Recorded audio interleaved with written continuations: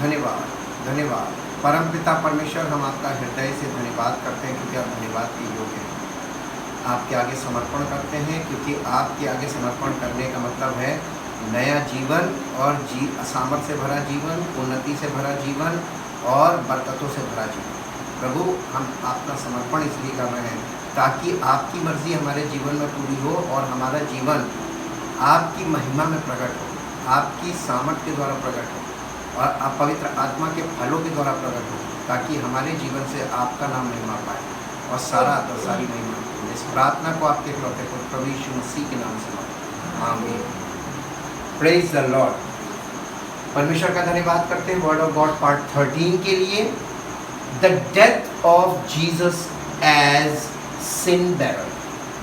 सिन bearer का मतलब क्या था? सिन का मतलब हो गया पाप, बेरर का मतलब जो पाप को उठाने वाला। इसको आप सिन ऑफरिंग भी बोल सकते हैं, पाप के लिए बलिदान होने वाला। ठीक है, the death of Jesus as sin bearer.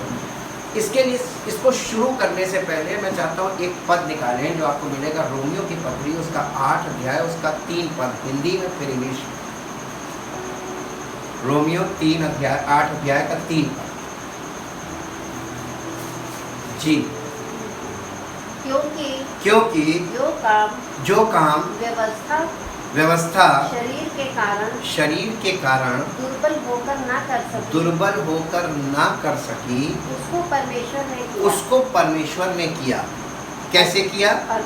अर्थात अपने ही पुत्र को पापमय शरीर की समानता में और पाप बलि होने के लिए भेजकर शरीर में पाप पर दंड की आज्ञा दी। English. For God has done what the law could not do. Its power being weakened by the flesh. The entire nature of man. देखिए यहाँ पर शरीर का मतलब क्या है? फ्लैश। और फ्लैश का मतलब है the entire nature of man without the Holy Spirit। पवित्र आत्मा के बिना हमारा जो स्वभाव है, बहुत इंपॉर्टेंट चीज है ये, आप याद रखिए। जब तक आपके स्वभाव पवित्र आत्मा के बिना है, यही मानव स्वभाव है। और ये स्वभाव जब तक पूरी तरीके से एंटायर यानी कंप्लीटली चेंज नहीं हो जाता, पवित्र आत्मा के अनुसार आप जीवन व्यतीत करने नहीं लगते, आपका व्यवहार, आपका चरित्र और आपका जीवन, ये 3 चीज़ें प्रकट करती हैं कि आपका ये ह्यूमन नेचर चेंज हुआ है। एंटायर ह्यूमन पर्सनैलिटी, ये विदाउट द होली स्पिरिट, ये है जिसके कारण मनुष्य परमेश्वर की व्यवस्था को कभी भी मान नहीं सकता। जी।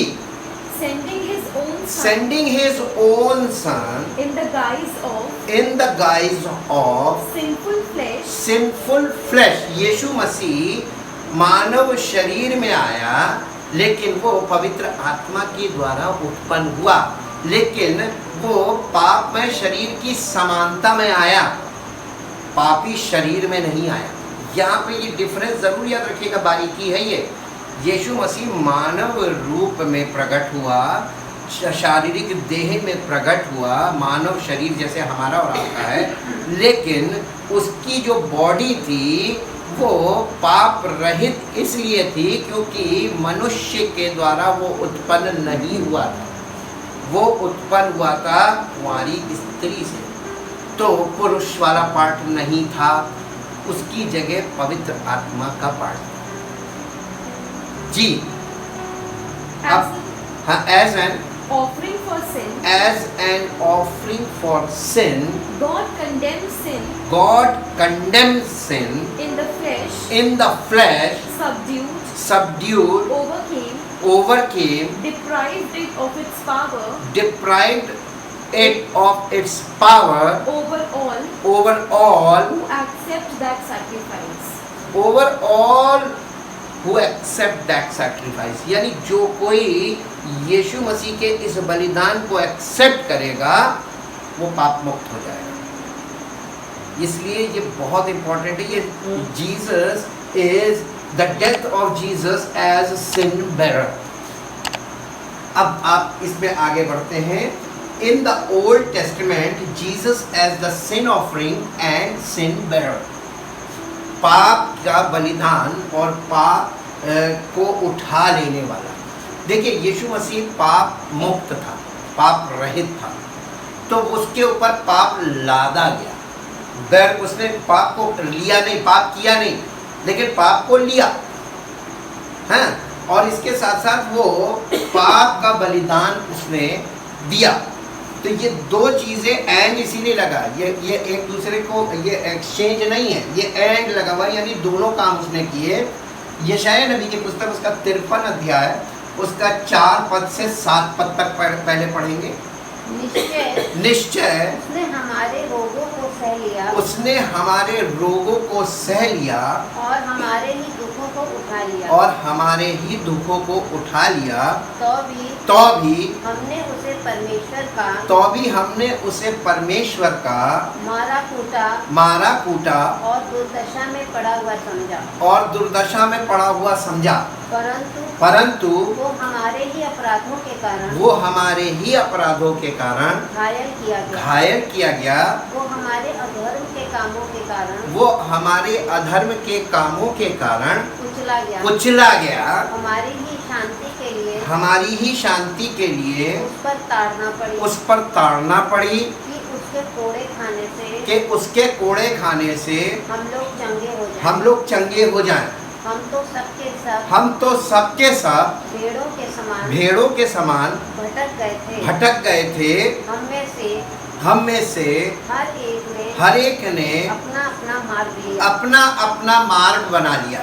और यहोवा ने हम सबों के अधर्म का बोझ उसी पर लाद दिया।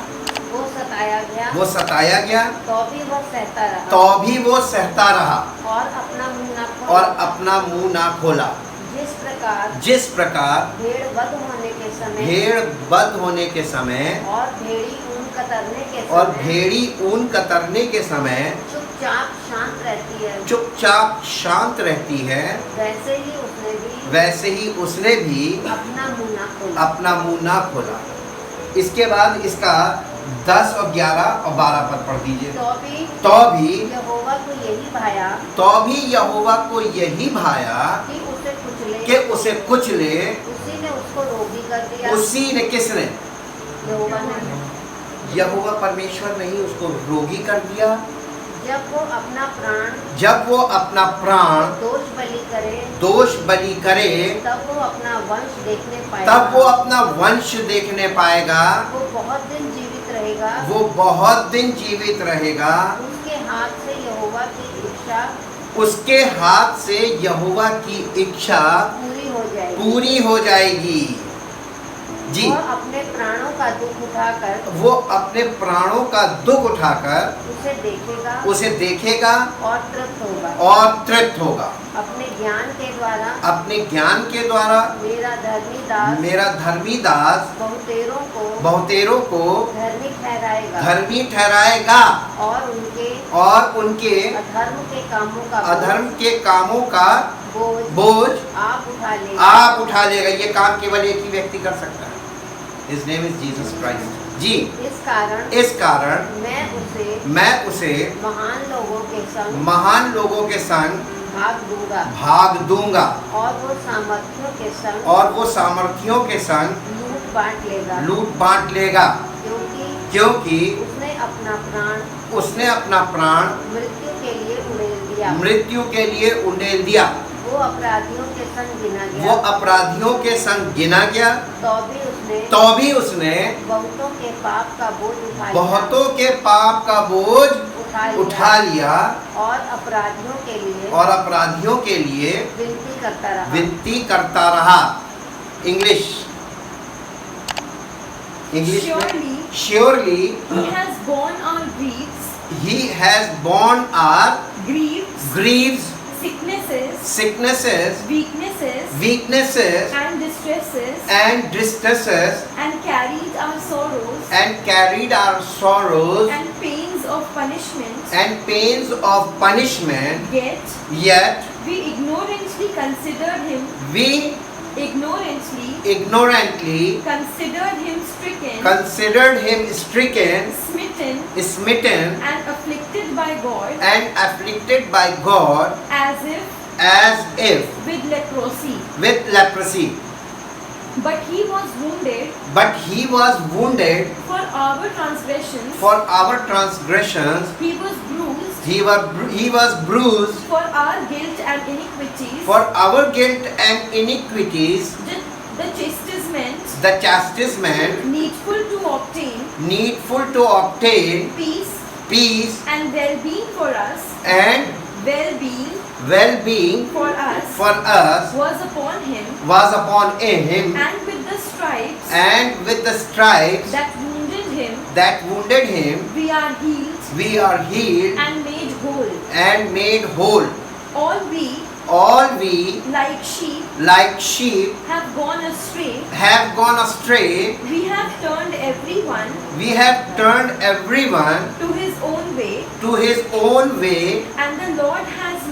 and the Lord has made to light upon him the guilt and iniquity of us all. He was oppressed, yet when he was afflicted, he was submissive, and opened not his mouth like a lamb that is led to the slaughter, and as a sheep before her shearers is dumb. So he opened not his mouth. अब इसके बाद 10, 11, 12. Yet it was the will of the Lord to bruise him. He has put him to grief and made him sick. When you and he make his life an offering for sin, and he has risen from the dead, in time to come, he shall see his spiritual offspring. मसीही किसको बोलते हैं? ये मसीह के लोग कौन होंगे? वो यहाँ पे ये जो लिखा है स्पिरिचुअल ऑफस्प्रिंग. शारीरिक नहीं होंगे, शारीरिक स्वभाव वाले नहीं होंगे, और शारीरिक काम करने वाले नहीं होंगे, रिलीजियस नहीं होंगे. मसीह के बलिदान के द्वारा जो बचाए जाएंगे और जो पवित्र आत्मा के द्वारा नए बनाए जाएंगे और पवित्र आत्मा के फलों के द्वारा प्रकट की जाएंगे, वो ये है स्पिरिचुअल ऑफस्प्रिंग. जी. He shall prolong his days. And the will and pleasure of the Lord shall prosper in his hands. He shall see the fruits of the travail of his soul, and be satisfied by his knowledge of himself, which he possesses and imparts to others, to others, shall my uncompromisingly righteous one, my servant, justify many, and make many righteous. देखिए दो काम करेगा. Jesus Christ दो काम करता है. Justified many and made righteous. Justification means declared righteous, and sanctification through the sanctification of the Holy Spirit made righteous. जिसको वो धर्मी घोषित करता है, पवित्र आत्मा के द्वारा उसको धर्मी बनाता भी है. जी. Upright and in right standing with God. For he shall bear their iniquities and their guilt in their iniquities and their guilt with the consequences, with the consequences, says the Lord. says the Lord. Therefore Will I divide him a portion with the great kings and rulers, with the great kings and rulers, and he shall divide the spoil and he shall divide the spoil with the mighty, because he poured out his life unto death, and he let himself be regarded as a criminal, and be numbered with the transgressors, yet he bore and took away the sin of many, and made intercession for the transgressors, the rebellious. Intercession का मतलब समझ में आया? वो उनके लिए प्रार्थना करता है। इंटरसेशन का मतलब दूसरे के लिए परमेश्वर से निवेदन करना। आप जब परमेश्वर तक पहुंच गए, उसकी उपस्थिति में आ गए, तो आपको कुछ नहीं करना अपने, आपको जो कुछ करना है उनके लिए जो अभी बाहर है। अब इसके बाद इसका आता है इन द न्यू टेस्टामेंट। अब नए नियम में क्या है? नए नियम में यूहन्ना रचित सुसमाचार उसका पहला अध्याय उसका 29 पद। दूसरे दिन उसने यानी यूहन्ना बपतिस्मा देने वाले ने यीशु को अपनी ओर आते देख कर कहा, देखो ये परमेश्वर का मेमना है जो जगत का पाप उठा ले जाता है। सिन बेरर का मतलब क्या होता है? पाप ढोने वाला, पाप को ढोने वाला। तो जब आप कोई चीज ढोते हैं, अपने ऊपर लाद के चलते हैं, दैट इज कॉल्ड बेरर। आप उसको बेयर कर रहे हैं, उसको ढो रहे हैं। यीशु मसीह हमारे पापों को और संसार के समस्त मानव जाति के पापों को अपने ऊपर ढो रहे हैं एज अ सिन बेरर। इसको इंग्लिश में पढ़ दो बेटा। The next day, John saw Jesus coming to him and said, Look, there is the Lamb of God who takes away the sin of the world. देखिए, अब आप लोगों को बहुत अच्छी तरीके से एक चीज और सीखनी होगी, समझनी होगी। What is the difference between sin and sins? Sin singular and sins. याद रखिएगा, इस पॉइंट को आपको क्लियर होना है। सिन का मतलब होता है, सिंगुलर सिन का मतलब होता है ओरिजिनल सिन, वो जो इनहेरेंट हमारे अंदर आ रहा फ्रॉम एडम, दैट इज सिन। और दूसरा है सिंस, क्योंकि हम बॉर्न सिनर हैं, वो ओरिजिनल सिन हमारे अंदर है, इनहेरेंट यानी हमारे डीएनए में है, और उसके कारण हमारा स्वभाव ऐसा है कि हम अपने स्वभाव से बार बार इतने पाप करते हैं कि वो हम सिंस यानी हम पापों से भर जाते हैं बिकॉज ऑफ द ओरिजिनल सिन। तो ओरिजिनल सिन से हम पैदा हुए उसके साथ, और उसके बाद हम सिंस पापों से भर गए। तो सिन और सिंस, यीशु मसीह उस ओरिजिनल पाप की बात यहाँ पे की जा रही। जब सिन वर्ड आता है, जीसस, या फिर से पढ़ना बेटा, क्या लिखा है? Who takes away the sin of the world. The sin of the world, not the sins. अब पॉइंट यहाँ पर नोटिस कीजिएगा, ये लोग सोचते हैं कि हमारे पापों से नहीं। हिंदी में पढ़ दीजिए इसको फिर से। जगत का मेमना जो परमेश्वर का मेमना जो जगत का पाप हाँ, जगत का पाप लिखा है, पापों नहीं लिखा होगा वहां।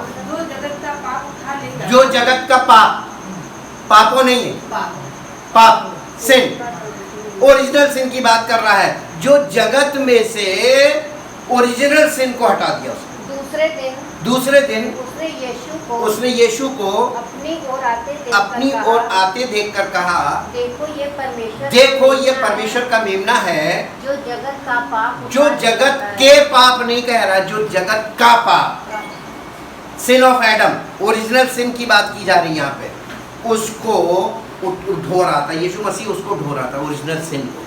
ठीक, ओरिजिनल सिन मीन्स एडम, क्योंकि वो आखिरी आदम बना था, लास्ट एडम या सेकंड एडम भी कह सकते हैं। एक आदम वो था और एक आदम ये। तो वो जब आदम के रूप में आया तो आदम का सिन उसके ऊपर डाल दिया बिकॉज ऑफ बॉडी। अब इसके साथ साथ एक और पढ़िए, इब्रानियों की पत्री 9 अध्याय 28 पर। वैसे ही मसीह भी बहुतों के अब यहाँ पर देखिए क्या आ रहा है, बहुतों के पापों को अब प्लूरल आ गया, बहुतों के पापों को उठा लेने के लिए एक बार बलिदान हुआ है। और जो लोग उसकी बाट जोते हैं उनके उद्धार के लिए दूसरी बार बिना पाप उठाए दिखाई देगा। इसका मतलब सेकंड कमिंग में पाप का इशू नहीं होगा, सेकंड कमिंग में हिसाब होगा, है ना। उद्धार कब होगा? पहले लोग कहते हैं यीशु मसीह पर विश्वास करो उद्धार मिल जाएगा, यहाँ तो कहा है वो दूसरी बार आएगा तब लोगों के उद्धार के लिए प्रकट होगा। तो उद्धार तो तब होगा जब वो आएगा। अभी कहाँ हो गया उद्धार? धोखा। और उसने जब तक जमीन पर रहा बार बार कहा धोखा मत खाओ, धोखा मत खाओ, धोखा मत खाओ। धोखे खाने के बहुत पॉइंट्स हैं, उन पे हम बात इसलिए नहीं करेंगे क्योंकि हम आपको सत्य बता रहे हैं, जल्दी से जल्दी आपके जीवन में सत्य आ जाए। वो सत्य आपके लिए बहुत जरूरी है ताकि आप उसके लिए तैयार हो जाए। जी, English. Even so, it is that Christ, having been offered to take upon himself and bear as a burden the sins of many once and once for all will appear as a second time not to carry any burden of sin nor to deal with sin but to bring to full salvation those who are those यानी उन लोगों के लिए है ये, those who are eagerly constantly and patiently waiting for and expecting him यानी जो उन लोगों जो उसके आने के लिए तैयार है। इसलिए हमने लोगों को बार बार बोला है कि क्या तुम उसके आने में वो 10 कुंवारियों वाली कहानी याद रखिएगा, जो तैयार थी उन्हें लेके चला गया था। आप अभी तैयार नहीं है, आगे भी नहीं हो पाए क्योंकि तैयारी का समय घटता जा रहा है डे पर डे। पहला पत्रस 2 अध्याय 24 पर वो आप ही हमारे पापों को अपनी देह पर लिए हुए क्रूस पर चढ़ गया जिससे हम पापों के लिए मरकर धार्मिकता के लिए जीवन बिताएं। आप कैसा जीवन बिता रहे हैं? पापों में बिता रहे हैं कि धार्मिकता के लिए? धार्मिकता में बिताना चाहिए। कोई नहीं बिता। सच बात ये, और ये दुख की बात है और ये डर की बात है। इसलिए क्योंकि प्रतिदिन आपकी एज घट रही, समय प्रोफेटिक घड़ी में समय घट रहा है और आपके पास तैयारी का समय है नहीं एक्चुअल। और आपने अगर तुरंत एज सुन एज पॉसिबल अगर डिसीजन नहीं लिया और अपने आप को समर्पित नहीं किया तो आप भी इटर्नल डेथ में ही जाएंगे। इटर्नल लाइफ नहीं मिलेगी, बल्कि इटर्नल डेथ नहीं, इटर्नल पनिशमेंट में। और इटर्नल पनिशमेंट से पूरी दुनिया थर-थर कांपती है। अभी मालूम नहीं इटर्नल पनिशमेंट है क्या। इंग्लिश। उसी के मार खाने से तुम चंगे हुए हो। यहाँ पे चंगाई का मतलब यानी ये बीमारियों से चंगा होना नहीं है। यहाँ पे चंगाई का मतलब है पाप से छूट जाना, आपके हमारे जीवन से, पाप का हमारे जीवन से अलग हो जाना। ये है मेन चंगाई। आप मन चंगा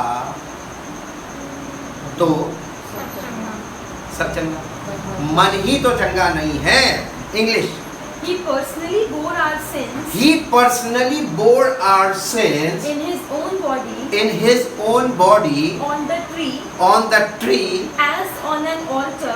As on an altar. On an altar. And offered himself. and offered himself on it that we might die, that we might die. cease to exist, यहाँ पे मरने का मतलब है cease to exist, to sin, and live to righteousness. and live to righteousness. By his wounds, By his wounds you have been healed. you have been healed. अब इसके बाद आते हैं नंबर 1 पॉइंट है he became sin. वो हमारे लिए पाप बना, वो हमारे पापों को तो उसने उठाया था, वो यानी धोया भी था, लेकिन वो खुद हमारे लिए पाप बन गया, अति पवित्र हमारे लिए पापी बन गया।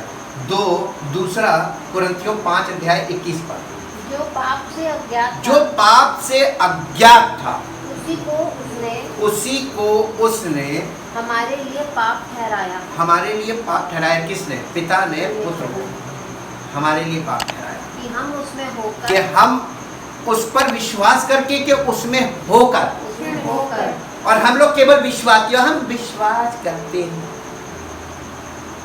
हम इस बात को आपको बार बार इसलिए बताते हैं कि लोग कहते हैं कि हम विश्वास करते हैं, लेकिन विश्वास से कुछ नहीं होगा। अगर आप उसमें नहीं हैं तो आपको मिलेगा कुछ नहीं। हम क्योंकि सच बोल रहे हैं इसलिए हार्ड लगेगा, क्योंकि सच हार्ड है। और आपने अगर सच नहीं एक्सेप्ट किया तो पूरी दुनिया जहां जा रही वहीं जाएंगे।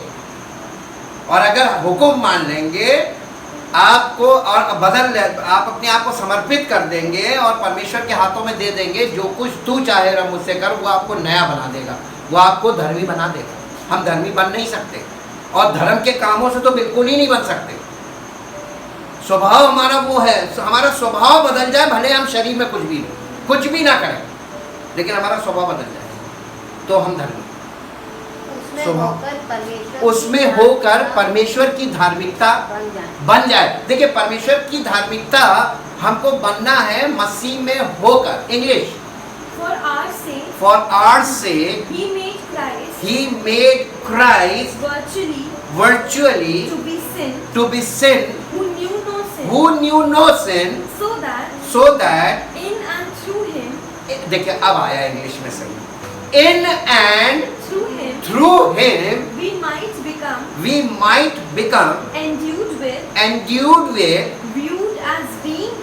viewed as being in and examples of the righteousness of God, what we ought to be approved and acceptable and in right relationship with him by his goodness. Point hard है ना, इसमें आपको इन्वॉल्व है, आपका participation है। कि केवल ये कहते नहीं थे हमने सुन लिया, हम सुनते हैं, कुछ नहीं मिले, सारी जिंदगी सुन लो।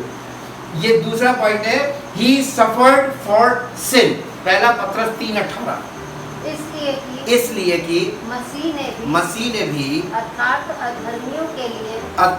अधर्मियों के लिए धर्मी ने पापों के कारण एक बार दुख उठाया ताकि हमें परमेश्वर के पास पहुंचाए। वो शरीर के भाव से तो वे शरीर के भाव से तो घात किया गया, पर आत्मा के भाव से जिलाया गया। English, For Christ the Messiah himself died for our sins once for all, the righteous for the unrighteous, the unrighteous, the just for the unjust, the unjust, the innocent for the guilty, that he might bring us to God in his human body. He was put to death, but he was made alive in the spirit, आत्मा में वो जीवित हुआ।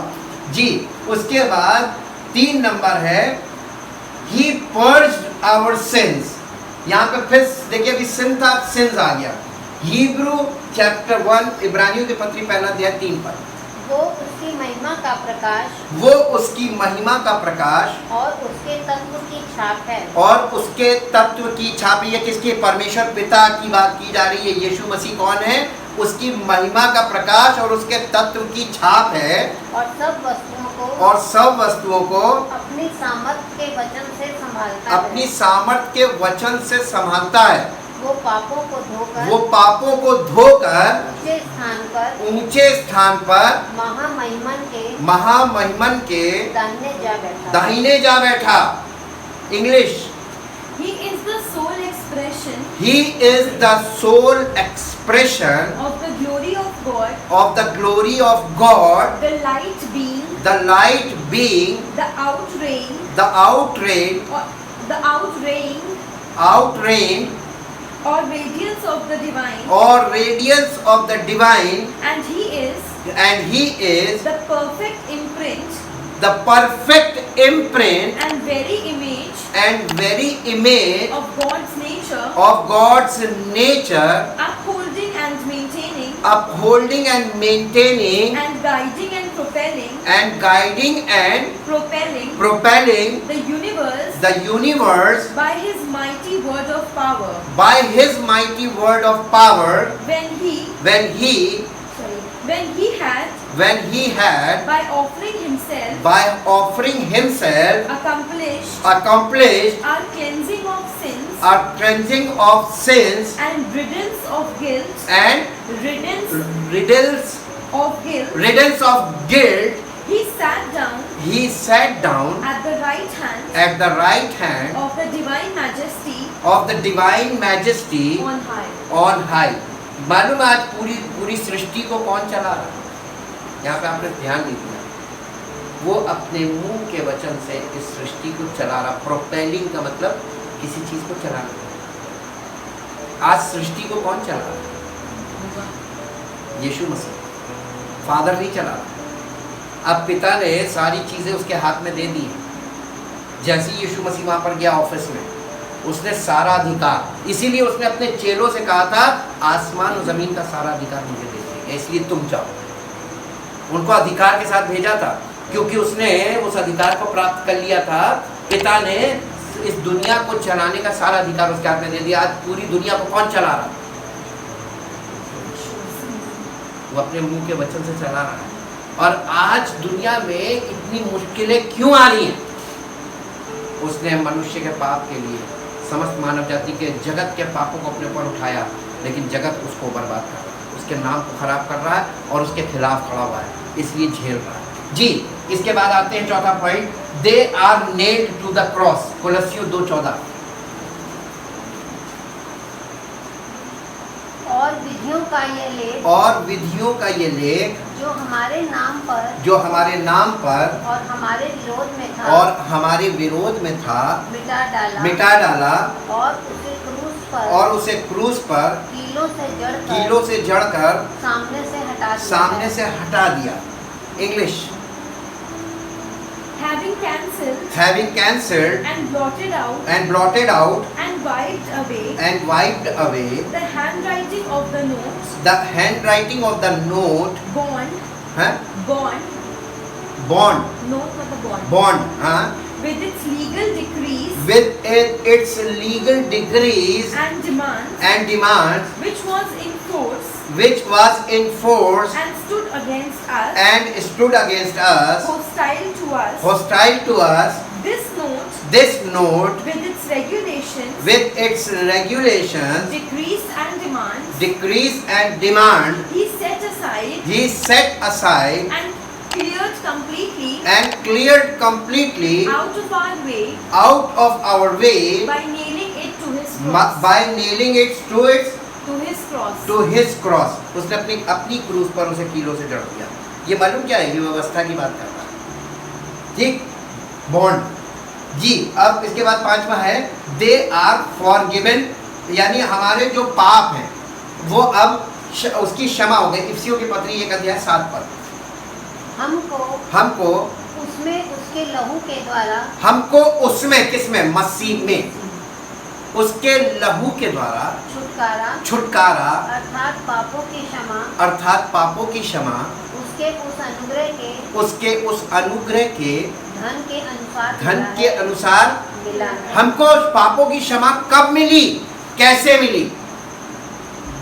हमने प्रार्थना की थी और हमने कहा प्रभु हम पापी हमें क्षमा कर दो, उसने हमें क्षमा कर दिया। इतना सरल, यही तो धोखा है। आपने पापों की क्षमा मांगी है, अभी पाई नहीं है। पाने का मतलब क्या है? पवित्र आत्मा आपके जीवन में आ जाएगा, the nature of Jesus Christ, mind of Jesus. और जब वो आ जाएगा तब आप समझिएगा कि अब आपको पापों की क्षमा मिल गई और आप पवित्र आत्मा के अनुसार जीवन व्यतीत करने लगेंगे और आप मसीह में ग्रो होने लगेंगे। देन यू सेड कि हमें पापों की क्षमा मिल गई और अब हम परमेश्वर की आत्मा के द्वारा ग्रो कर रहे हैं। वो ग्रोइंग स्टेज दिखती है जी। यस, पूरा हो गया। इंग्लिश इन हिम, देखिए इसमें शुरू में ही कह दिया इन हिम, यानी मसीह में। We have redemption, We have redemption, deliverance and salvation deliverance and salvation through His blood, through His blood, the remission, forgiveness of our forgiveness of our offenses, shortcomings and trespasses, in accordance with the riches and the generosity of His gracious favor. of His gracious favor. इसके साथ साथ एक पद और है जो कहाँ पे?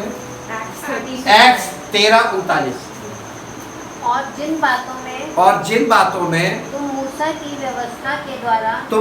की व्यवस्था के द्वारा निर्दोष नहीं ठहर सकते थे, उन्हीं सब में हर एक विश्वास करने वाला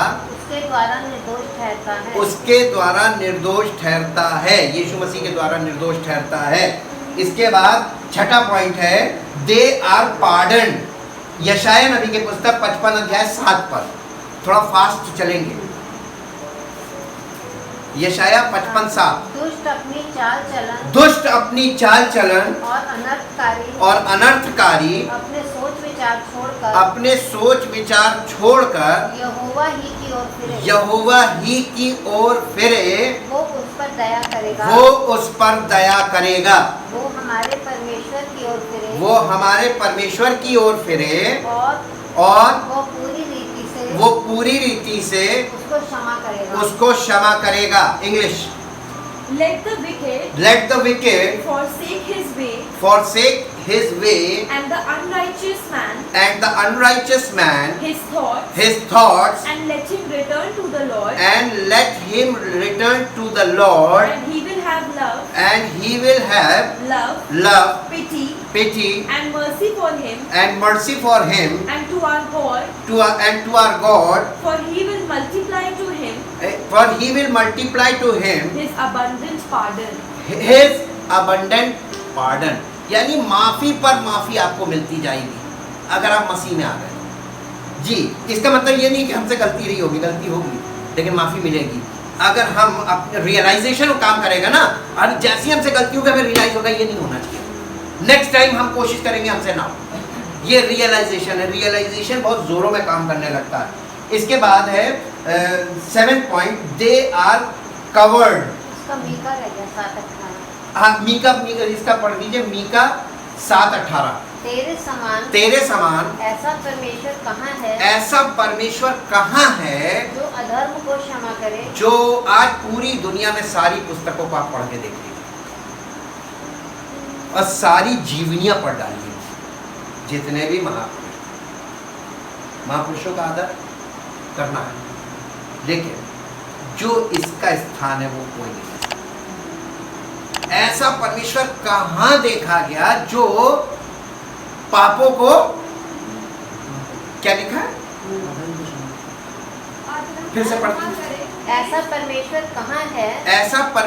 कहाँ है जो अधर्म को क्षमा करे और अपने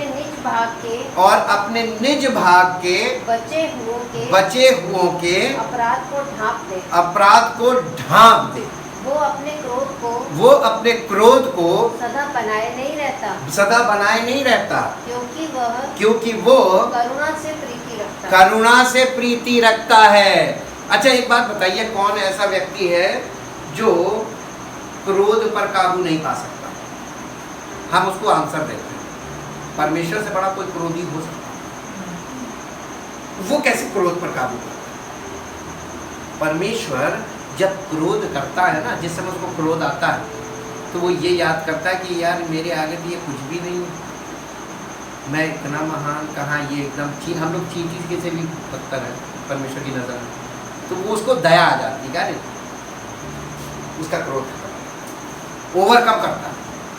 और इसीलिए, और जबकि उसका क्रोध हमेशा जायज़ होता है, मनुष्य का क्रोध कभी भी जायज़ नहीं, क्योंकि बाइबल कहती है कि क्रोध के द्वारा आप धर्म का निर्वाह नहीं कर सकते, यानी आप कभी भी सही काम नहीं कर सकते। इसलिए परमेश्वर के क्रोध से, इंग्लिश में बेटा पढ़ दो जल्दी से। Who is a God like you? Who is a God like you? Who forgives iniquity? Who forgives iniquity And passes over the transgression of the remnant of his heritage. Heritage. He retains not his anger forever because he delights in mercy and loving kindness. वो दया करने में ज्यादा विश्वास करता है, उसका ज्यादा ध्यान दया करने में लगा रहता है। उसके बाद 7th है दे आर कवर्ड, भजन संहिता 32:1।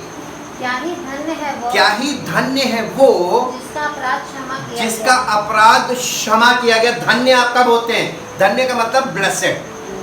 आप आशीषित कब कहलाएंगे? जिसका अपराध क्षमा किया गया और जिसके पाप ढांपे गए। लिखा है ना, जिसके पाप ढांपे गए। मसीह में आपके पाप ढांप दिए, खत्म नहीं हुए, ढांप दिए गए और आपका अधर्म क्षमा कर दिया, आपको माफी मिल गई। किसके कारण?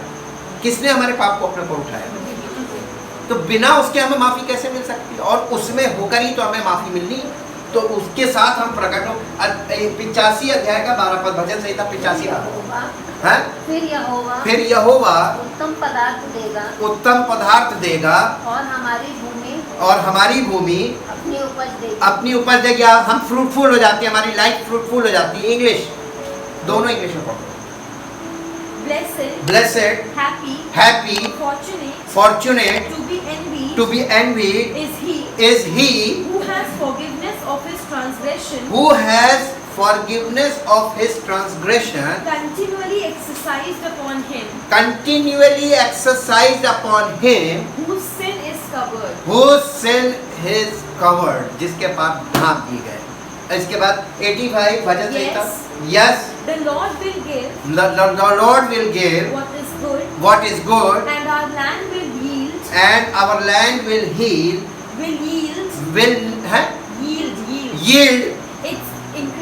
its increase.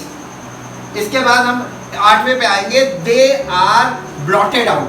यशायाह नबी पुस्तक 43 अध्याय 25 पद। मैं वही हूँ जो अपने नाम के निमित्त तेरे अपराधों को मिटा देता हूँ। अपने नाम के निमित्त तेरे अपराधों को मिटा देता हूँ और तेरे पापों को स्मरण ना करूँगा। English, even I am he who blots out and cancels your transgressions for my own sake, and I will not remember your sins. तुम्हारे पापों को कभी याद नहीं करूंगा। इसके साथ साथ है इसी का यशायाह 44:22।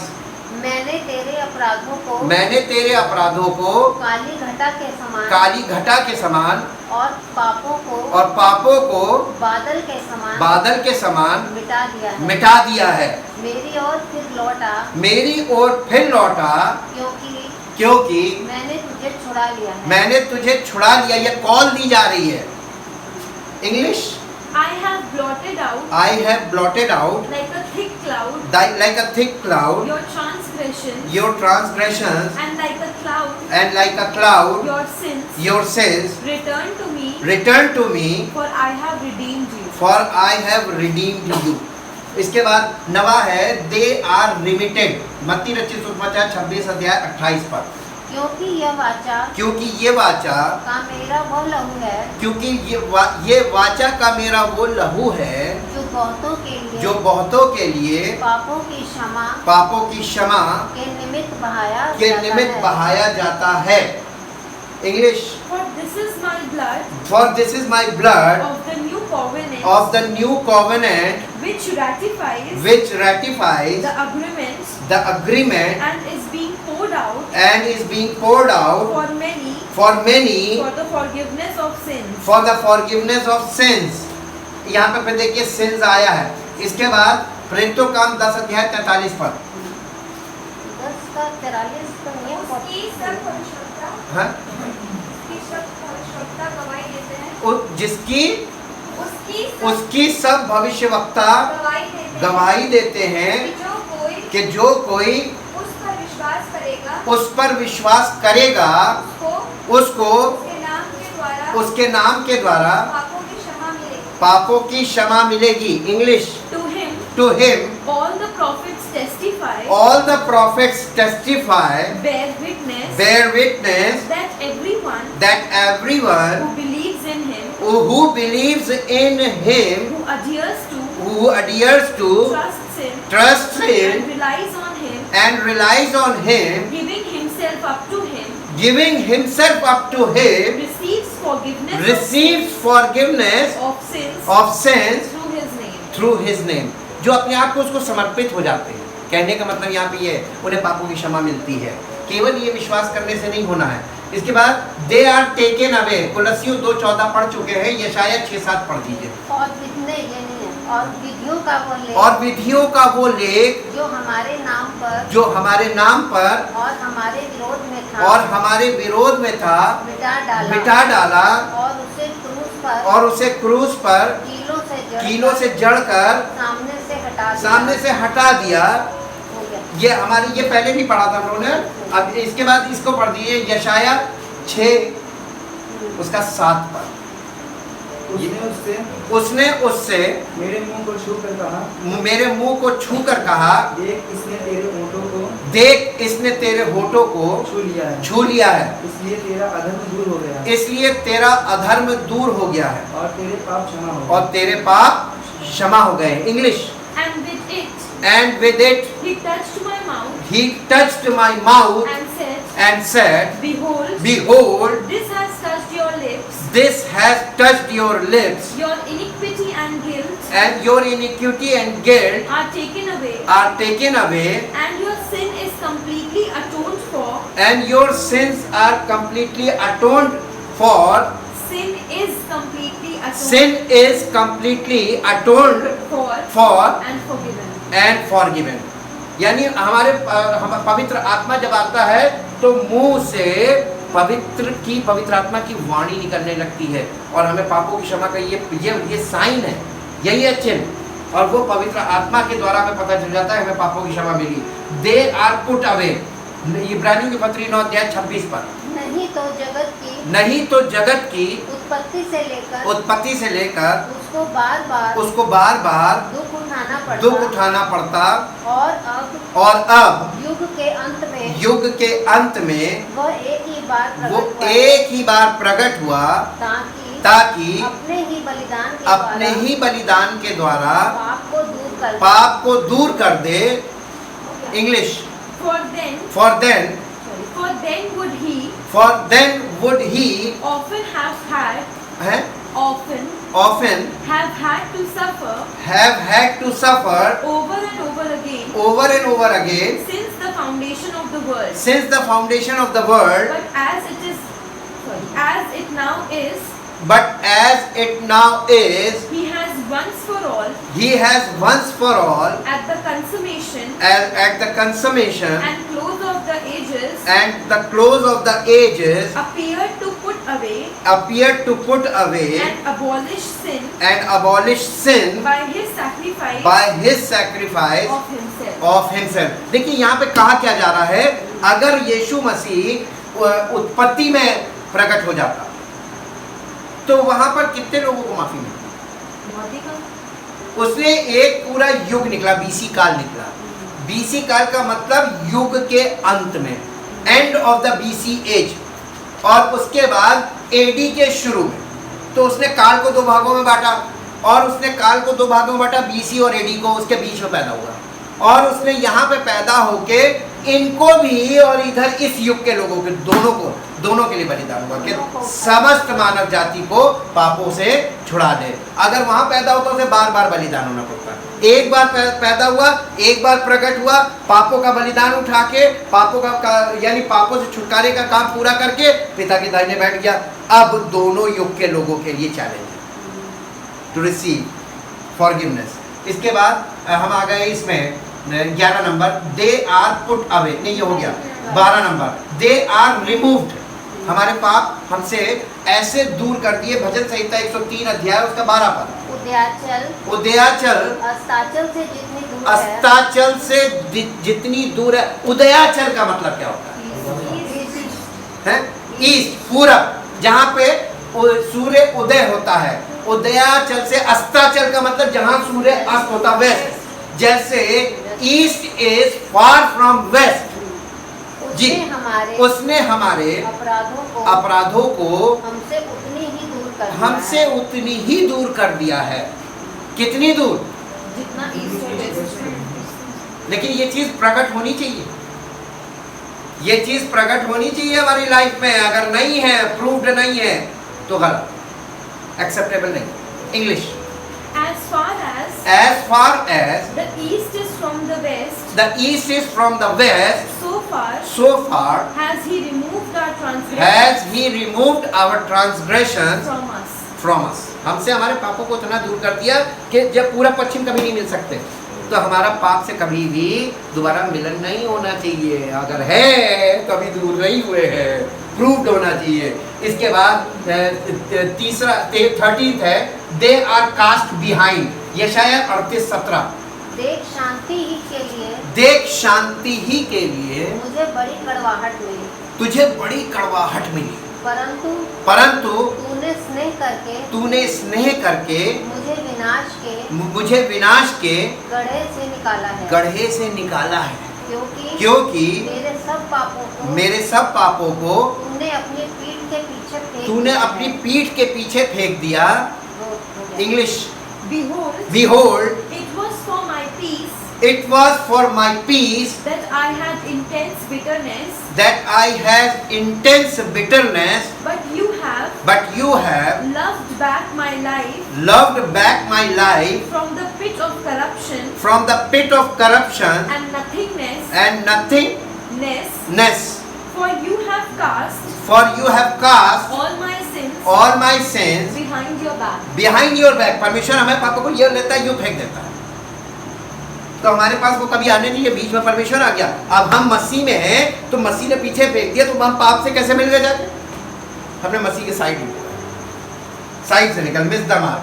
इसके बाद 14वां है 14, we are freed from them, हमें पाप से पूरी तरीके से छुड़ा लिया। रोमियो 6:18 पर। और पाप से छुड़ाए जाकर धर्म के दास हो गए, हम धर्म के दास हो गए। English, and having been set free from sins, you have become the servants of righteousness, of conformity to the divine will in thought, purpose and action। 3 जगह पर ये चीजें दिखनी चाहिए डिवाइन विल, हमारे विचारों में इन थॉट, और हमारे इरादों में इन पर्पस एंड इन एक्शन, हमारे जीवन में 3 जगह अगर ये चीज परमेश्वर की इच्छा प्रकट हो रही है, इसका मतलब हमको छुटकारा मिल गया है और हम मसीह के दास बन गए। परम पिता परमेश्वर, हम आपका दिल से धन्यवाद करते हैं पवित्र वचनों के लिए और पवित्र आत्मा के लिए। चाहते प्रभु ये सत्य हम सबके हृदय पर छप जाए, ताकि प्रभु हमारा जीवन वास्तविक रूप में आपके पुत्र प्रभु यीशु मसीह के सदृश हो और आपकी महिमा हमारे जीवन से ऐसी प्रकट हो जैसी होनी चाहिए। आदर और महिमा आपको मिले। इस प्रार्थना को आपके इकलौते पुत्र प्रभु यीशु मसीह के नाम से आमीन। Praise the Lord. परमेश्वर आशीष